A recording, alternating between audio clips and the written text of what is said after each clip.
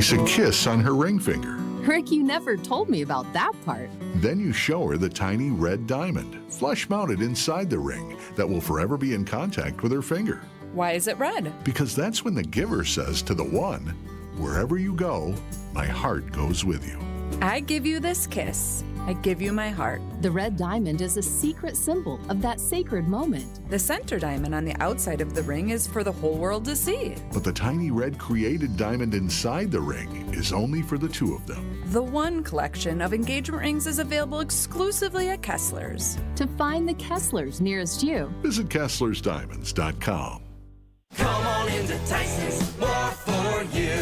Hey, Ripon, big news. Tyson's Home Farm Auto is opening this fall. We're proud to be joining your community and bringing nearly 100 years of Midwest know-how with us. We're bringing you trusted brands, friendly service, and everything you need for farm, home, outdoor, and family life, all under one roof. Check us out at Tysons.com. That's THEISENS.com. Come on into Tyson's, more for you.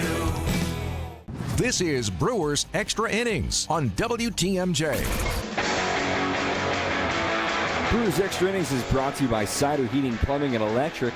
If your air conditioner isn't keeping up, now's the time to upgrade to Cider Heating, Plumbing, and Electrical.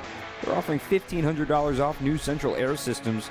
But hurry, it's now through the end of July. Stay cool, save money, and trust the team that's been keeping Wisconsin comfortable for over a century. Visit cider.com, SEIDER.com to schedule your free estimate. With Jerry Augustine, former Brewers pitcher, I'm Dom Cotroneo. Augie, Quinn, we talked about him being precise. We talked about him being effective. But the thing that jumps out to me, 10 strikeouts today, which is obviously remarkable for a guy that's normally known as a ground ball pitcher. 5 of them were on sinkers. And then 5 of them were on 6 of them were on sinkers. 4 of them were on cutters. All of them on heaters. Not really a lot of smoke and mirrors. Most of them were in the strike zone one way or another.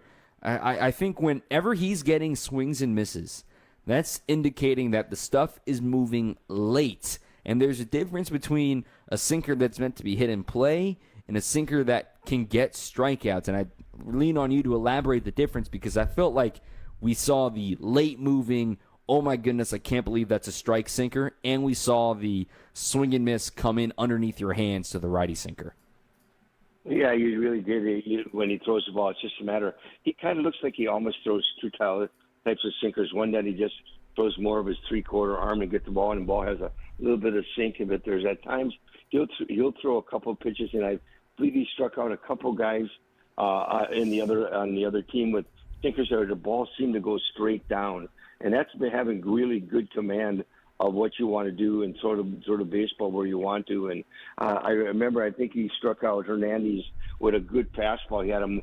He was a 1-2 pitch. He threw the ball down straight one. Hernandez just swung, and he just looked like, well, there's no way I was going to hit that pitch. So he's got so much life on the ball. Anytime that you can execute a moving fastball, sinking fastball down in the zone, it's pretty special. But when you can throw that same pitch up in the zone and get that kind of creative movement that goes into a right-hander or away to a lefty, that is outstanding. Now you take the slider or the cutter and you use that, the ball going opposite. Boy, that makes it really special. It just makes that hitter, he can't commit to it. And I think that's where he gets the swings and misses, is that when he can throw that cutter and throw it for strikes on the outside part of the plate or even on the inside part of the plate, it just opens up his sinking fastball. That is very, very hard to see or judge where that ball is going and hit a swing over it. But tonight he was fantastic. Those were the 2 key pitches that he had. He used them very well. He used them down in the zone. He expanded the zone with them. He just threw the ball very well.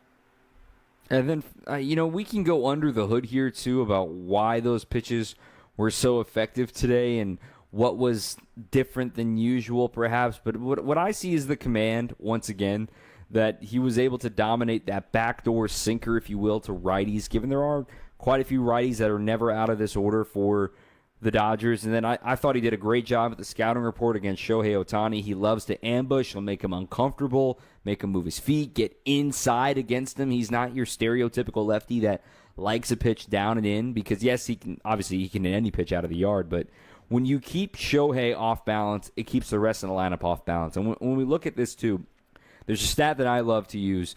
called strike whiff rate. So this is basically the most valuable strikes, right, Augie? If we were tracking this stuff, you would be leading the league in this, where it's just how many called strikes you're getting and how many swings and misses you're getting. The most valuable strikes, not just the balls in play, not foul balls, nothing like that. So Quinn Priester turned in a brilliant nearly 40% of the pitches he threw today. Nearly 40% of the pitches, 30 total of the 77, were either a called strike or a swing and miss. When you think about that 4 out of 10 pitches are not going to be doing any damage against you and helping you in the count, that is living large for a guy that's predominantly a fastball. It's domination is what it is. And, overall he threw 69% strikes tonight. And I agree with you. I think when you look at it, what he does, he kept throwing the ball on the outside part of the plate, and sometimes he threw it a little bit wide, but he dominated it on that outside corner. The good, solid movement that he has in dominating the pitches. When you can command the pitch, it's strike one. He was strike one on 15 out of 20 hitters. Boy, that really sets the tone for it. And you throw your pitches and you execute your pitches. And the one thing that I thought was really good, the way he threw the ball, not only did he throw the cutter on the outside part of play away from right-handers, he went in on right-handers just to let them know that, hey, you know what, I can get that ball in on you, and it makes it very difficult for you to judge that ball away. I tell you, for him being good on the inside part of the plate with both his cutter and his sinking fastball or tailing fastball, and then being able to etch it on the outside corner, that was dominant tonight, and he really located it well. That's really good, strong pitching when you can utilize those pitches, locate them where you want, pitch up and down the strike zone. You're going to be pretty successful. You can't just throw the ball any better than he did tonight. When you look at his last 3 starts, and I'll put my hand up here and admit a little bit of apprehension I had when I saw that Quinn Priester was going to open the second half. Now, I know he's been pitching great. I know he's been doing his job, but it's just sort of you're going to go to Quinn Priester first to set the tone on Friday, keeping him on that normal-ish rest, right? Getting the 8 days off since he was the bulk man coming up out of the game on the 11th against the Nationals last Friday. But you look at his last 3 starts. The Nationals, the Marlins, who kind of knocked him around a little bit, and the Rockies, which was his previous best career start. And then you can argue, it was the shadows, it's the Rockies, all that stuff. Look, if the Brewers were up 5-0 today when Quinn wanted to come back out for the 7th inning with 77 pitches, Quinn was coming back out. But because it was only a 2-0 game at that time, they needed to go to their leverage bullpen. They needed to just say, hey, you did your job. Asking for more than what you gave would be a lot. And the reason I balked, I'm like, Cardinals offense doesn't, do what you expect. He got hit around a little bit against the Twins. Brewers came back and won that game. Rockies, need I say more? Marlins, sneaky good offense, and he got hit around in that one. Nats, not a great offense. He handled them. I'm like, man, Dodgers are a little different these last 3 games that he's seen. And he just immediately put that to bed for me. I mean, again, to reiterate the stat, no other pitcher since 2023 has had a game with at least 10 strikeouts and no walks against the Dodgers since they became the Super Dodgers signing Shohei Ohtani. That is ridiculous stuff. And this guy, by the way, wasn't even in the organization on opening day. Another genius trade by the Brewers.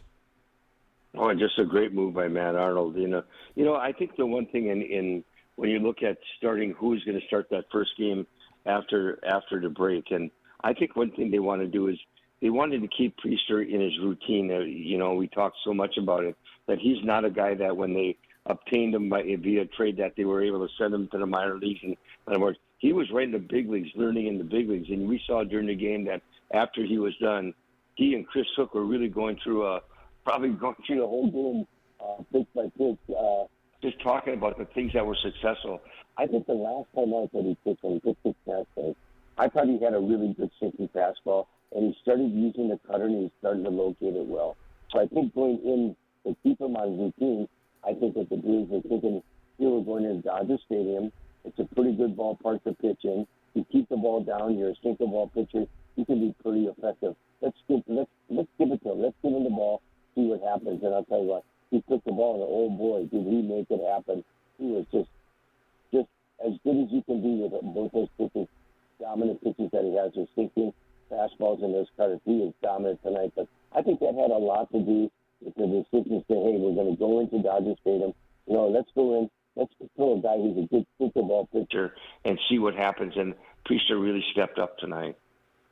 Yeah, I'm just over the moon about the fact that the Brewers jumped on this when they did, because I tell you what, the Red Sox are shopping for starting pitching help right now. Like, talking to some Red Sox officials when they were in town in late May, they were sitting there like, why would you trade pitching depth in April? You now have no depth, and the Brewers are the exact opposite.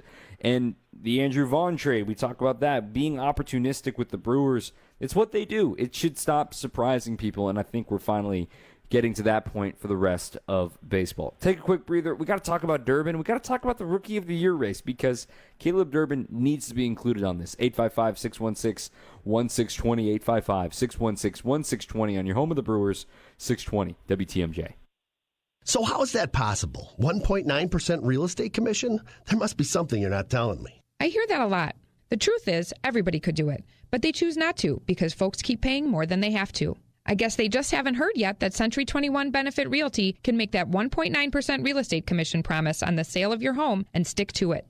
So I'd like to think that's going to make your decision easy. This is Angela Calais with Century 21 Benefit Realty, benefit-realty.com, where you pay less for full service. Each office is independently owned and operated. You only get one chance to make a first impression, and that goes double for your home listing, because that's how you're going to get the most value. By having a customized marketing plan specific to your property with professional photos, global marketing, and the built-in experience that Century 21 Benefit Realty has brought to the table since 2004. And being joined with Century 21 just makes all of the above stand out that much more. This is Angela Calais with Century 21 Benefit Realty, benefit-realty.com, where you pay less for full service. Each office is independently owned and operated. It's back. And sweeter than ever. It's the Cream Puffapalooza, July 30th at the Wisconsin State Fair. Registration opens Monday, July 21st at WTMJ.com. The first 300 fans signed up will receive a 6-pack of Cream Puffs, handed out by your Cream Puffapalooza ambassadors, Greg Matzik and Jessica Ty. Hey, that's us. Whether you love them classic, chocolatey, or bursting with berry, there's never been a better time to indulge at the Wisconsin State Fair. Because no Wisconsin summer is complete without a Cream Puff. Is your business ready to take the next step? At Fifth Third Commercial Bank Wisconsin, our team of local experienced advisors is here to propel you forward. We understand your needs and offer in-depth expertise, cutting-edge technology, and tailored solutions to streamline your cash collections, automate payments, and safeguard your assets with top-notch fraud mitigation tools. Contact Fifth Third in downtown Milwaukee today. Let's eliminate the non-value add work so you can focus on what truly matters: growing your business. Fifth Third Bank National Association. Custom solutions built around your goals. Member FDIC. This is Brewers Extra Innings on WTMJ. Pretty easy player of the game poll over on my Twitter at Dom_Cotroneo. Quinn Priester takes 81% of the vote. Durbin got 18% of the vote. That leaves less than a percentage point for Trevor McGill there, but hey, we can understand it today. The player of the game poll is brought to you by International Autos Group. International Autos Group, just like the game's MVP, you can drive it a summer in style and save up to $10,000 on in-stock BMWs, Audis, Mercedes-Benz, and more. No tariffs, just huge savings. Visit iamilwaukee.com. International Autos Group, where ordinary needs to be extraordinary. With Jerry Augustine, I'm Dom Cotroneo. Brewers win 2-0 tonight. Both RBIs provided by Caleb Durbin on a 2-0 fastball hit in the left field. Mind you, small sample.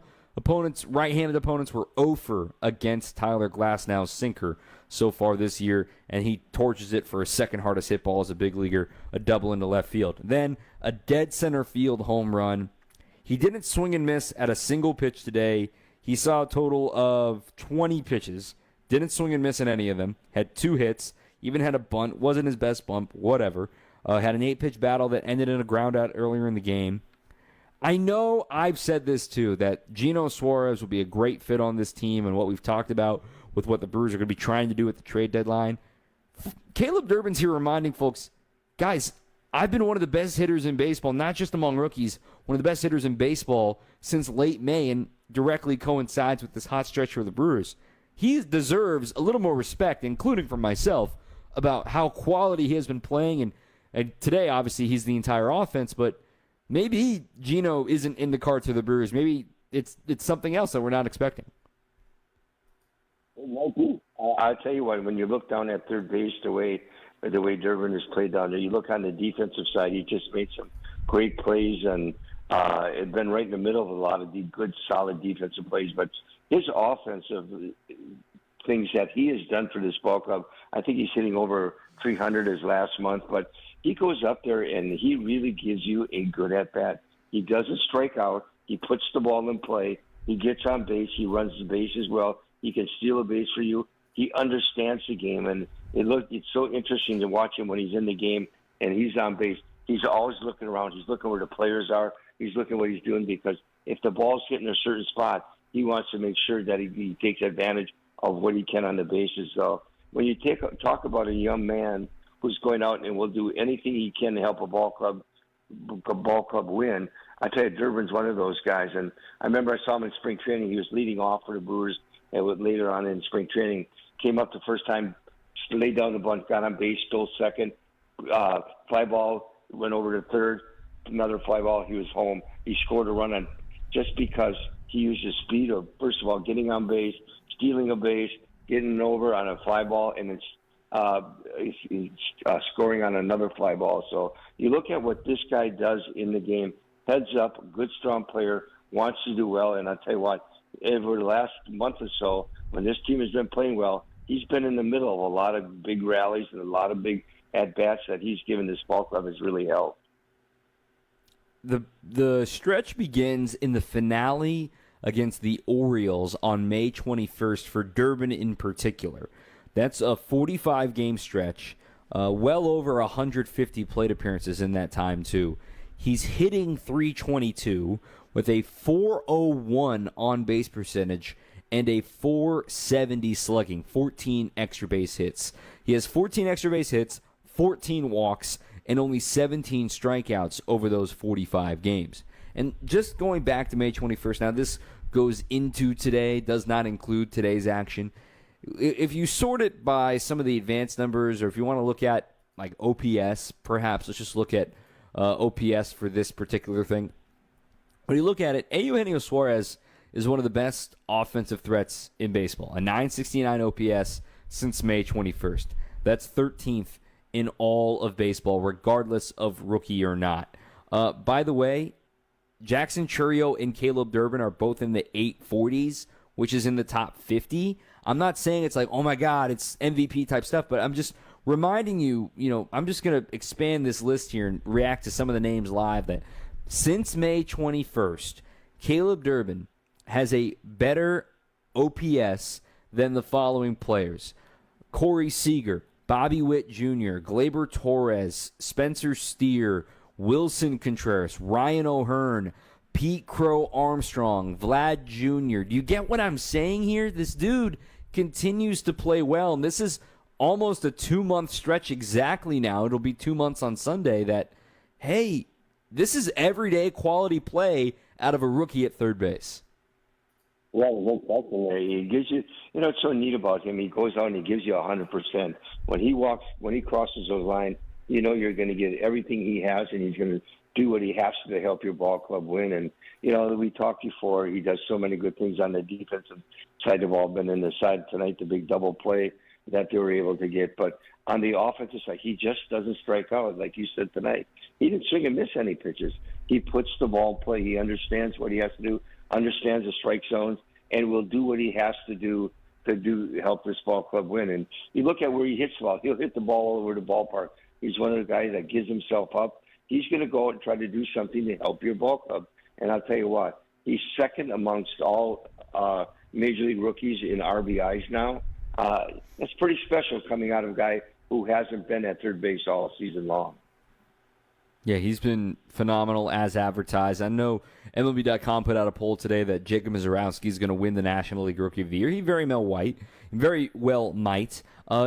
Caleb Durbin should be considered in this. Isaac Collins should be considered in this. And fortunately, Chad Patrick's not going to be able to help his own case. But, if we're looking at position player front, Drake Baldwin has been phenomenal for the Braves. Madison Kidd, mind you.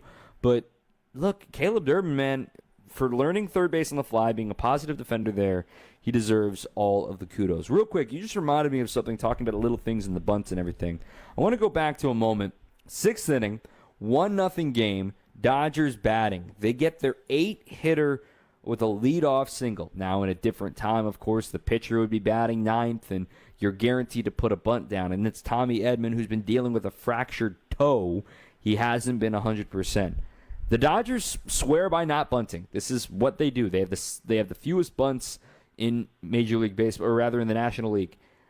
For me, like, in a 1-0 game with bullpen activity, with Shohei Ohtani on deck, dude, drop down a bunt. Do the little things, man, because maybe that inning shakes out a little bit differently where they don't get the chance to avoid Ohtani. Granted, they almost turned the double play on him, but I was personally stunned that from a baseball 101 perspective, that your 9-hitter who has a fractured toe wasn't bunting in front of Shohei Ohtani, but the Brewers won't complain. They kept it a shutout. Yeah, I agree with you. I think sometimes when you talk about the Dodgers right now, everybody says, boy, they're in a little bit of a rut. They're not really playing good baseball. They're not going out and playing on all cylinders where they're doing all the things they have to do to win ball games. When you have those type situations, Dom, that's the time when you do lay down the bunt. Because you lay down the bunt, things will happen. Maybe a base hit, you score a run, you tie the ball game, changes the complexion of the game. This is how you approach the game. But I agree with you. I think there are times in the game when you get in situations with certain players, certain times that you can change the complexion of the game by saying, I'm not a bunting team. I'm not a team that goes out and we're going to swing the bat. We're going to score runs that way. But every once in a while, when you're not doing well and things aren't going your way, boy, that bunt really makes a difference. Can change the way you play the game. Make something come your way. Might get some breaks. And I wondered there too. I couldn't believe that he didn't at least try to bunt at least for 1 or 2 pitches. But you know what? I'll take it. The Brewers won. The Brewers dominated. They played a great ball game. It's exactly the way you want to play coming out of the All-Star break. Play very good in all 3 phases, and the Brewers did that tonight. All right, another one tomorrow. Not as late. We get a whole hour extra to ourselves, Augie. 8 o'clock first pitch tomorrow night. Hopefully I'm not talking to you into the wee hours of Sunday morning, okay? I hope not. I'll tell you what, though. I'm excited, though. You got Freddie pitching. I'll tell you, he's throwing the ball so well. They've got a chance to do something special. The Dodgers aren't swinging the bat well. The Brewers are just doing everything they have to do. It's going to be a fun game tomorrow night. It'd be a nice one to take 2 in a row from the Dodgers in Dodger Stadium. All right, Jerry Augustine here on 620 WTMJ. Thanks, Augie. All right, we'll be with you tomorrow night. All right, back with more, a little beyond the box score after this on 620 WTMJ. Toast to 25 seasons of American Family Field at the Brewers game on Friday, July 25th. Celebrate with a pregame ceremony, a postgame home run derby featuring Prince Fielder and more legends, plus special offers. Get your tickets at Brewers.com. It's there all day, and it never goes away. I hate pain. It robs us of so much. But if you take action today, your pain could be gone tomorrow.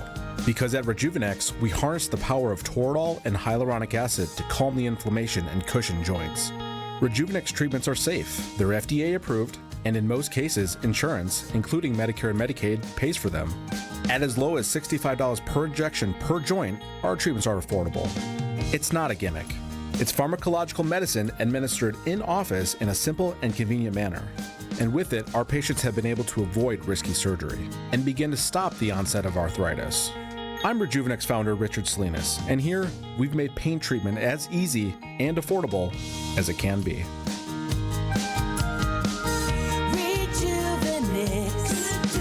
Alleviate your pain, rejuvenate your life. Go to rejuvenex.com to request your free pain evaluation. Trust in your family's comfort at home with Cider Heating, Plumbing, and Electrical. They're the oldest family-owned HVAC company in southeast Wisconsin. 4 generations of Ciders, and their highly trained technicians provide a one-stop shop for all home and business comfort needs, including an emergency service line that's always live and a 12-year parts and labor warranty on all Daikin products. Get peace of mind by scheduling maintenance today with Cider Heating, Plumbing, and Electrical. That's SEIDER, cider.com. This is Brewers Extra Innings on WTMJ. Welcome back. I'm Dom Cotroneo. I'm doing some math in my head here real quick, just making sure I have all this right. We're going to talk about some buying and selling here for the crew. as they improve to 57-40. 57-40. It's pretty nuts. Buying and Selling is brought to you by Tony Wendorf and Associates. If you're looking to buy or sell a home, trust Tony Wendorf and Associates, one of the top real estate teams in Wisconsin, and part of First Weber Real Estate Services. They bring faith, family, and red carpet experience to every home deal. So let's step up to the plate together. WendorfTeam.firstweber.com. So what are we buying during this 8-game winning streak? What's working out for the Crew is the obvious. They're scoring runs. Okay, if it was that simple, they're obviously on fire. And this is also on the heels of a series loss in New York that the Brewers felt they certainly should have played better, especially in the finale of that series on July the 3rd. But now the Brewers have scored 42 runs over these 8 games. They've only allowed 14. And I know what you're thinking. Oh, well, Miami and Washington. Okay, that's 4 against the Dodgers now. That's as many against the Dodgers as against teams that are under 500. And the other thing I'm buying about the Brewers, real quick, can we have a moment about the teams that are currently in first place in their divisions? Okay, let me go ahead and start with the American League. The Houston Astros, Brewers won a series against them, 2-1. The Detroit Tigers won a series against them, so that's now 4-2 when you combine that. The East, we're not talking about the Yankees, but it's okay. The Yankees aren't leading the East right now. Brewers haven't faced the Blue Jays yet. Okay, so 4-2 currently against American League division leaders. How about National League division leaders? That would be the Phillies and these Dodgers. Well, they're 4-0 against the Dodgers, so that's 8-2. Oh, by the way, they're 3-0 against the Phillies. That's 11-2 against current division leaders. That's a mark of a legitimate team. I know some folks will see the Tigers' record at the end of the year and be impressed. They get the White Sox in their division. Even yet, I look at the West, and the fact that you've got the Rockies and their 23 wins on the season, they're going to finish with 120-plus losses. It's just not realistic to say, oh, yeah, that 95 wins is going to be the same as the Brewers' hopefully 95 wins that they're currently on pace for right now, because the Brewers are doing it against the best. That's what I'm buying. I'm selling the fact that the Brewers' offense is not elite. And the fact is, yeah, it's only 2 runs. You faced Tyler Glasnow today. You gave him a loss only allowing 1 run. The reason why the Brewers' offense works the way it does is that everybody, again, of the 10 guys that got into the lineup today, 9 of them reached base, including Blake Perkins. Welcome back, Blake. Got off the injured list, activated today for Sal Frelick, going onto the injured list. He gets a bunt single in his first at-bat of 2025. I mean, there's just not a simple, easy weakness. Could you say, oh, they don't hit for enough power? Okay, they still win games. They still won 57 of them. And oh, by the way, now that they have the tiebreaker over the Dodgers, they're only percentage points behind LA technically in record. But if they chase down the Cubs, who won again today, so they're 1 game back, you're talking about a team that potentially could have a bye now, because if they win 1 more against Philly, they need to win the series at home against the Mets if they end up winning their division. The point being, the Brewers have an opportunity to take a bye if they continue to win. I'm not saying they're going to win 8 in a row every other month, but that's all in play right now for the Crew, and that's what makes things very, very exciting. 855-616-1620 if you're up late. This one, Jeff from Elkhorn. Welcome back. Incredible pitching and defense tonight. Got to give Chris Hook a raise. But, hey, when was the last time the contact play worked? Hey, didn't it just work on the last homestand, by the way, Jeff? And I remember pointing it out specifically. See, contact play works. And, honestly, tonight's contact play almost worked. Will Smith made a great play on a poor throw from Mookie Betts. And I'm fine with it because there was 1 out in the inning. If there were no outs in the inning, I have a different feeling. Plus, the next guy grounded out anyway. And you still had a man on third, and then you stole second base, so you had second and third. It was the same situation. I'm not mad at it at all. You got to put pressure on the defense. This is the big leagues. Plays are made. And then if he didn't go on that play, why you had an opportunity to score, got to make the play. So can't have it both ways. The Brewers live and die by the contact play. I give them credit. They keep doing it. All right. They live by their morals. They all right. We're going to go every time. Got to throw us out. And I think teams are ready for that in the scouting report too, which is probably part of the reason why teams are so successful in the contact play against the Brewers as they prepare for it. But this is the big leagues, man. You got to get every little play right, and the Brewers win today 2-0. We'll hear from the manager, Pat Murphy, coming up next here on your home of the Brewers, 620 WTMJ. Get back to the ballpark for Brewers action against the Marlins July 25th through the 27th. Second half of the season kicks off with Pokemon Go Day on the 25th and a Bryce Terang bobble on the 26th. Get seats today at Brewers.com. Some of our customers want a glass shower door for the look. Some want it for a better use of their space, while others need a new glass shower door just to be safe. Like a customer we had last month. Her daughter had been hounding her to turn that old bathtub of hers into a walk-in shower. She was afraid her mother might slip when there was no one around to help her. Stepping over that bathtub wall isn't exactly safe. And besides, those old bathtub floors can be kind of slippery too. Installing a new glass shower door is pretty affordable. And not only is it safer, but it also gives your bathroom a great new look. And when you stop in our showroom, you'll see just how many options we have to give you the look you want. This is Stacy Sinks with Les's Glass Service. And glass and mirrors have been our business for over 35 years. So if it's a new glass shower door, fogged or broken insulated glass replacement, or affordable glass and mirror home decor that you've been looking for, you just can't pass on Les's Glass. Les's Glass Service, serving all of southeastern Wisconsin. Find us at lesglassservice.com. We know for small business advertisers, every dollar counts. And that's why you hear our advertisers over and over on this station as well as every other Milwaukee radio station. Because the power of repetition is real. Go to the Our Clients page of Anderson-Smith.com and see just how many you're familiar with. And check out their real advertising success stories. You'll learn why our clients stay with us for years and years. Anderson-Smith.com. We help small business advertisers get better results. We know you work hard to make your small business the best it can be. And we understand you deserve to have your advertising work as hard as you do. That's why we focus on only the most efficient ways to assure your ad message makes the most impact it possibly can. With millions of dollars in annual billing and dozens of satisfied clients, Anderson Smith has the leverage and know-how to amplify your advertising. Go to Anderson-Smith.com, email me, and I'll call you in short order. Because it's time we grow your business. This is Brewers Extra Innings on WTMJ. McGill's 0-1. And a chopper over the head of McGill. Charging it is Ortiz. Bare hands. Throws to first in time. And this ball game is over. The Brewers come to L.A. They have shut out the Dodgers in game one of this series. And they have won this season series from the Dodgers, regardless of what happens the next 2 days. What a play from Ortiz to end it. That is our Surfside play of the game. Proud partner of the Milwaukee Brewers. Surfside iced tea and vodka and Surfside lemonade and vodka paired perfectly with the day at the ballpark and stocked at American Family Field all season long. Brewers win 2-0. You've heard plenty from me. Let's hear from the manager, Pat Murphy. He was as good as I've seen him.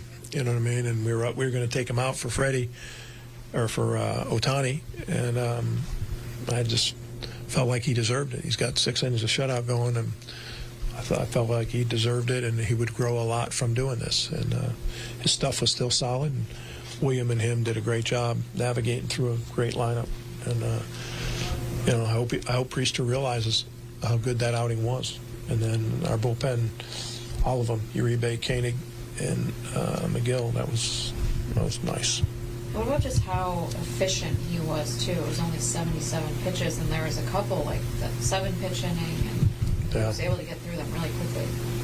He's got good stuff, good movement. He's 4 pitches. He's divvying them all up. You know, it's not just going 1 pitch. You know, he's got 4 pitches going, and William did a great job of sequencing. And Priester's, he's a great competitor, as we've seen.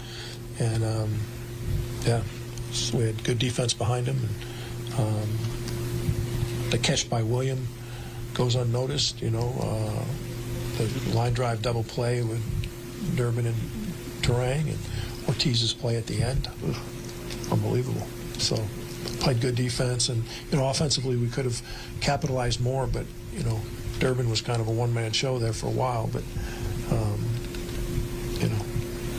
we kept pecking away. Glasnow was great.